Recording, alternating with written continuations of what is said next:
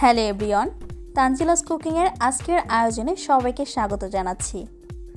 আজকে আপনাদের সাথে শেয়ার করব খুবই ইউনিক একটি বিস্কিটের রেসিপি। আজকে তৈরি করব চকলেট বিস্কিট। বিস্কিটের সাথে চকলেটের কম্বিনেশনে দারুণ এই রেসিপিটি চলুন দেখে নেই।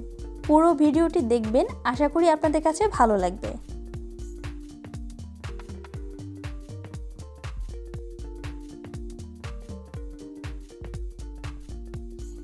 একটি মিক্সিং বোলে 2 কাপ ময়দা দিয়ে দিচ্ছি। আপনারা চাইলে ময়দার পরিবর্তে আটা ব্যবহার করতে পারেন। এখন দিয়ে দিচ্ছি 1 টেবিল চামচ কর্নফ্লাওয়ার, 3 টেবিল চামচ চিনি, স্বাদ মতো লবণ। আমি এখানে হাফ চা চামচ লবণ ব্যবহার করেছি। এবার সবগুলো শুকনো উপকরণ ভালো করে মিশিয়ে নিচ্ছি। মিশিয়ে নেওয়া হয়ে গেলে এর ভিতরে দিয়ে দিচ্ছি হাফ চা চামচ ভ্যানিলা এসেন্স। আপনারা চাইলে ভ্যানিলা পাউডারও ব্যবহার করতে পারেন। দিয়ে দিচ্ছি 3 টেবিল চামচ কনডেন্স মিল্ক,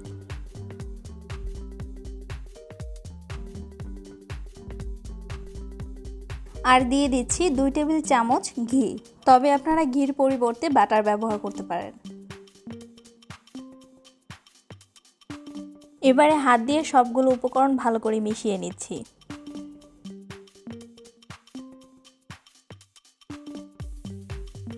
মিশানো হয়ে গেলে এর ভিতরে 1/3 কাপ থেকে একটু বেশি নরমাল পানি দিয়ে মেখে নিব।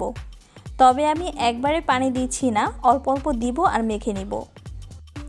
অনেক সময় পানির পরিমাণটা একটু কম বা বেশি লাগতে পারে, তাই অল্প অল্প দিয়ে মেখে নেওয়াই ভালো।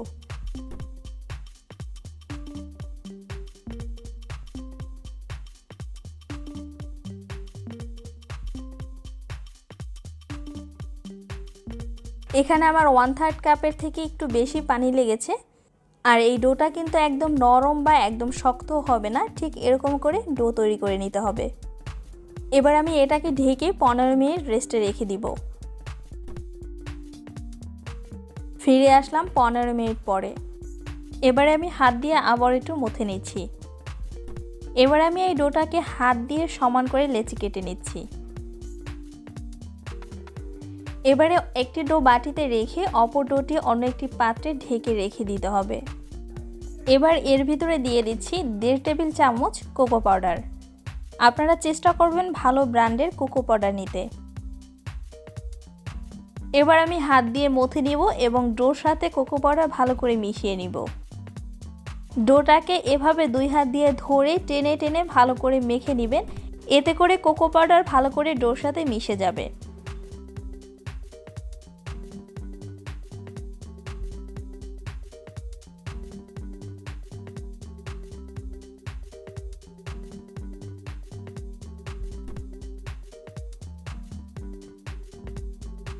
আমার মেখে নেওয়া হয়ে গেছে। এবার আমি এগুলোকে বেলে নিব। এখানে আমি দুটো ডোই নিয়েছি। এবার আমি এই দুটো ডোর মাঝ বরাবর আবারও কেটে নিব। এর জন্য আমি হাত দিয়ে একটু লম্বা করে মাঝ বরাবর একটি ছুরির সাহায্যে কেটে নিচ্ছি। এভাবে দুটি লেচি আলাদা করে এভাবে গোল গোল করে বল বানিয়ে নিতে হবে।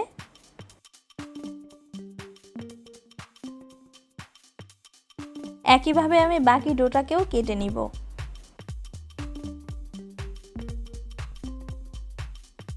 এই লেচি দুটো আমি এভাবে গোল গোল করে বল বানিয়ে নিচ্ছি। এবারে একটি ডো রেখে বাকি ডোগুলো অন্য একটি পাত্রে নিয়ে ঢেকে রেখে দেব। আর অবশ্যই ঢেকে রাখবেন, তা না হলে কিন্তু ড্রাই হয়ে যাবে। এখন এখানে একটি জিপলক ব্যাগ নিয়েছি। এবার আমি এটার দুটি পাশ থেকে সামান্য একটু কেটে নিচ্ছি।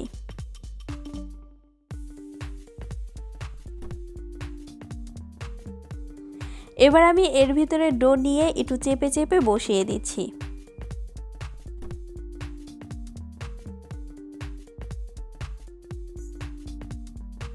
এবারে জিপলক ব্যাগের মুখ আটকে বেলে নিব। আমি যেভাবে বেলে নিচ্ছি ঠিক সেভাবে বেলে নিতে হবে। জিপলক ব্যাগের চারপাশ এভাবে সমান করে বেলে নিতে হবে।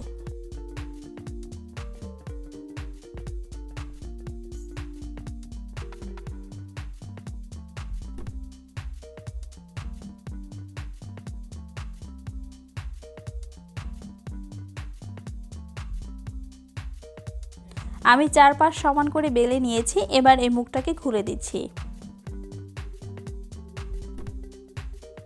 এবার একটি কেচির সাহায্যে জিপলক ব্যাগের 2 পাশটা কেটে নিচ্ছি।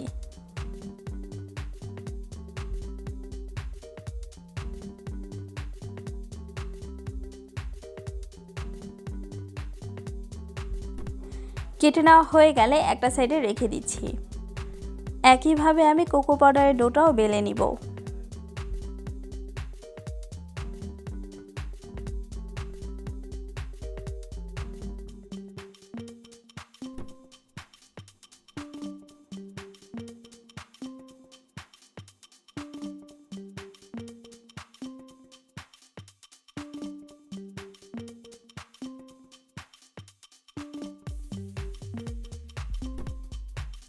বেলে নেওয়া হয়ে গেলে সেমভাবে আমি 2 পাশটা কেটে নিচ্ছি।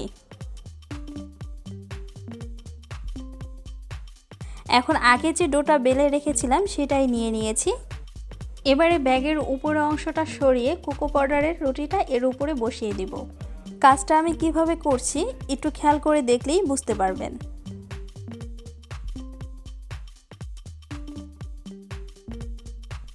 বসিয়ে দিয়ে জিপলক ব্যাগ দিয়ে আবারও ঢেকে দিচ্ছি। এবার আমি আবারও 2 পাশটা ভালো করে বেলে নিচ্ছি।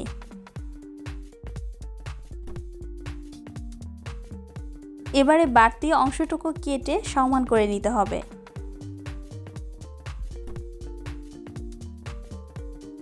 এখন উপর থেকে জিপলক ব্যাগটা সরিয়ে নিতে হবে। এবারে নরমাল পানি দিয়ে একটু ব্রাশ করে নিচ্ছি। এর ফলে আমরা যখন এটা রোল করব তখন ভালো করে রোল করা যাবে।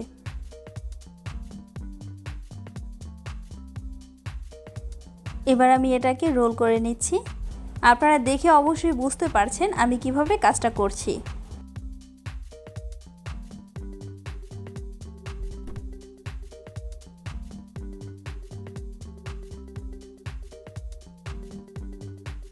এবারে রোলটাকে ধরে জিপলক ব্যাগের অপর সাইডে এভাবে বসিয়ে দিয়ে জিপলক ব্যাগ দিয়ে এভাবে মুড়িয়ে নিব।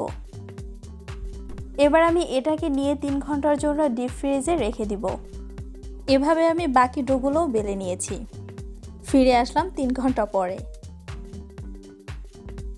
এবারে জিপলক ব্যাগ থেকে রোলটা বের করে এর উপরে ময়দা ছিটিয়ে দিচ্ছি। ঘুরিয়ে ঘুরিয়ে চারপাশে একটু ময়দা লাগিয়ে নিচ্ছি। অবশ্যই ময়দা লাগিয়ে নিতে হবে, তা না হলে কিন্তু কেটে নেওয়া যাবে না। এবার একটি ছুরির সাহায্যে যতটুকু সম্ভব পাতলা করে কেটে নিতে হবে। অবশ্যই চেষ্টা করবেন পাতলা করে কেটে নেওয়ার জন্য। মোটা করে কেটে নিলে এটা অতিরিক্ত শক্ত হয়ে যায় এবং খেতে ভালো লাগে না। আরেকটা বিষয়, এটা ফ্রিজ থেকে বের করেই সাথে সাথে কেটে নিতে হবে, তা না হলে কিন্তু এটা নরম হয়ে গেলে শেপটাও নষ্ট হয়ে যাবে এবং পাতলা করে কেটে নেওয়াও যাবে না। এবার আমি এগুলোকে ভেজে নিব। এর জন্য আমি একটি কড়াইয়ে পর্যাপ্ত পরিমাণে তেল গরম করে নিয়েছি। এখানে আমি সয়াবিন তেল নিয়েছি। এবার এর ভিতরে আমি কেটে রাখা বিস্কিটগুলো দিয়ে দিচ্ছি। চুলার আঁচ মিডিয়াম টু লোতে রেখে বিস্কিটগুলো ভেজে নিতে হবে। আমার চ্যানেলে অন্য প্রসেসে আরও একটি বিস্কিটের রেসিপি দেয়া আছে, আপনারা চাইলে দেখে নিতে পারেন। আমি লিঙ্কটা ডেসক্রিপশন বক্সে দিয়ে দেব। যখন দেখবেন যে এটার কালারটা কিছুটা চেঞ্জ হয়ে গেছে তখন বুঝতে হবে যে এটার এক পাশ ভাজা হয়ে গেছে। তখন এটাকে উল্টে দিতে হবে। উল্টে দিয়ে অপর পাশটাও ভেজে নেব এবং কালারটা পুরোপুরি ব্রাউন কালার হয়ে যাওয়া পর্যন্ত ভেজে নেব।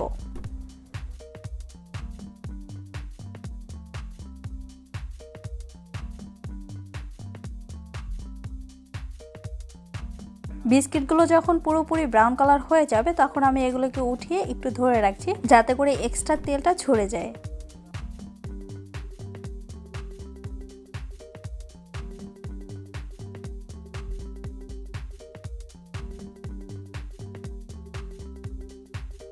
এভাবে আমি সবগুলো বিস্কিট ভেজে নিব।